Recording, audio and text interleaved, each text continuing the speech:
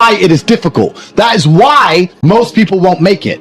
If the path was easy, everybody would walk it and it would lead nowhere. 100 people start the path, 99 fall off because it is difficult, and the one person who makes it to the end gets the goal. If you want to learn about self-help, if you want to understand yourself and see what kind of man you really are, and learn how to fight through adversity, and learn how to get up when life's difficult, and learn how to control your mind, and learn how to struggle, then you can go to the boxing gym and you can get your ass kicked. You do not need to read any books. You need to get in the gym, walk in there and say, I'm going to fight the best fighter here every single day, and not quit until you can eventually beat him.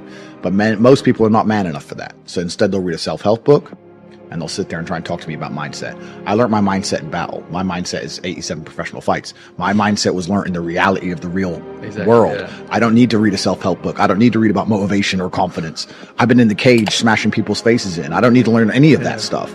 So I learned in reality, and reality is always going to be a better teacher than a book, because you're not learning when you read books. You're regurgitating, you may be reading, but I don't believe you're truly learning. My coach used to say, if it doesn't hurt, you didn't learn. And I think he's completely right. And it's the same with entire life. You see people make the same mistake over and over again until it eventually goes really wrong. And it's only then they'll change. So absolutely. So I learned how to become self-disciplined and become self-motivated and work hard. And I learned how to face adversity and find strength within myself I didn't know I had, because people were trying to kill me inside of a cage. I'm proud of myself, and I deserve to be.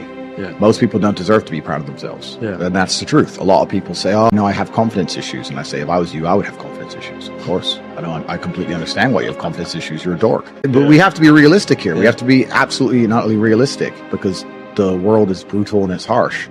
If you're not proud of yourself, you probably don't deserve to be proud of yourself, so you're not going to feel happy. And you just talked about confidence comes from competence. The reason I'm confident is because I'm good at everything. If I'm unhappy with something and I'm uncomfortable with something, I fix it. That's endless motivation, which I don't truly believe in as a concept, but that's endless fuel for the fire.